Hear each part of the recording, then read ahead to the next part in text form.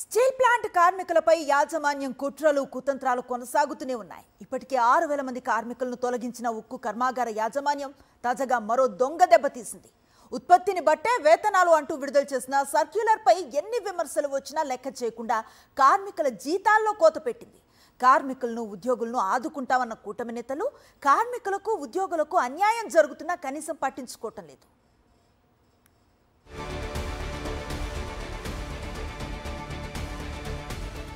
ప్రతి నెల జీతాలు అందక అర్ధాకలితో అలమటిస్తున్న కార్మికులపై స్టీల్ యాజమాన్యం ఉక్కుపాదం మోపింది.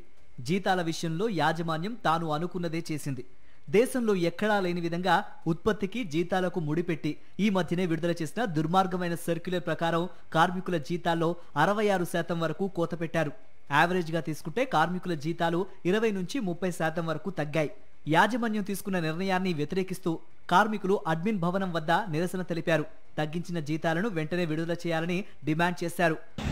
ఈ సందర్భంలో కరెంటు 2 రూపాయలు పెంచావు, హెచ్ఆర్ 5 కోట్లు ఎగ్గొట్టావు, ఇన్సెంటివ్ ఎగ్గొట్టావు, లీవ్ ఎన్కేజ్మెంట్ లేదు, ఎల్టీసీ లేదు, చెప్పుకుంటూ పోతే అనేక అంశాలను పక్కన పెట్టేసి ఈరోజు జీతం మీద కూడా వచ్చామంటే ఇది పొగరాన్ని కండ కవరం అని చెప్పి అడుగుతా ఉన్నాం.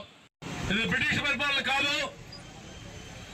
నవంబర్ 15వ తారీఖు సర్క్యులర్ ఇచ్చి దాన్ని అక్టోబర్ 1 నుంచి ఇంప్లిమెంట్ చేయడం అంటే ఇది పచ్చి దుర్మార్గం.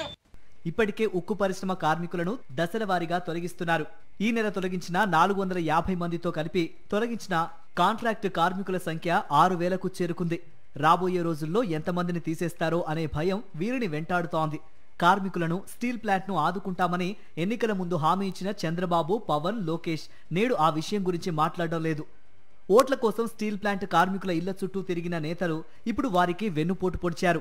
పైపెచ్చు కార్మికులను అవమానపరిచే విధంగా సీఎం చంద్రబాబు మాట్లాడుతున్నారు. స్టీల్ ప్లాంట్ ను వైట్ ఎలిఫెంట్ తో పోల్చారు. కార్మికులు ఇంట్లో కూర్చుంటే జీతాలు ఇవ్వాలా అని అనుచితంగా మాట్లాడుతూ కార్మికులను కించపరిచారు. స్టీల్ ప్లాంట్కి నష్టాలు రావడానికి కారణం సొంతంగా గనులు లేకపోవడమేనని కార్మికులు, ఉద్యోగులు ఎంత మొత్తుకుంటున్నా కూటమి నేతల్లో ఒక్కరంటే ఒక్కరు కూడా ఆ దిశగా ఆలోచించడం లేదు.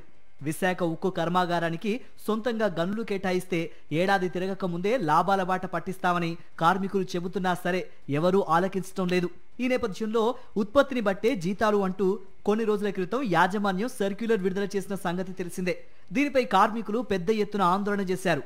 ఈ సర్క్యులర్ను ఉపసంహరించుకోవాలని డిమాండ్ చేస్తూ వచ్చారు. అడ్మిన్ భవనం ముందు నిరసనలు, ధర్నాలు నిర్వహించారు. ఉత్పత్తికి జీతాలకు ముడిపెట్టవద్దంటూ వారు ఎంత మొత్తుకున్నా స్టీల్ ప్లాంట్ యాజమాన్యం పట్టించుకోకుండా జీతాల్లో కోత విధించడంపై కార్మికులు మండిపడుతున్నారు.